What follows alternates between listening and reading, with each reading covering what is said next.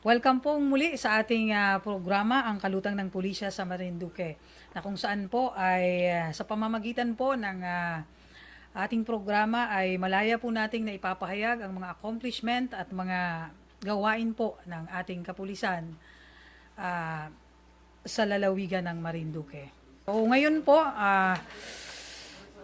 papalapit na po ang UNDAS 2025. So ito ay talagang tulad po ng nakagawian, no?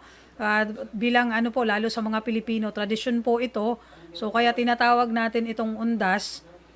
So ginugunita po nila ito, bali sa loob po ng 2 araw. So actually ang November 1 po ay ito po ay tinatawag nating All Saints Day. Samantalang ang November 2 po, yan po talaga ang All Souls Day. Pero dahil sa nakagawian po nating mga Pilipino, naging tradisyon na po ito na halos sinasabay na po natin ito ang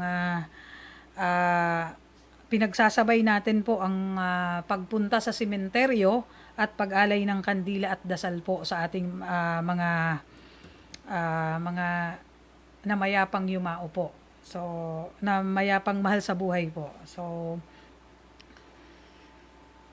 So kaakibat po nito sa paggunita po ng ating UNDAS 2025, sinisigurado po natin na ang buong puwersa po ng kapulisan ng Marinduque Police Provincial Office sa pangunguna po ng ating mahal at napaka-supportive na Provincial Director, Police Colonel Arthur A. Salida.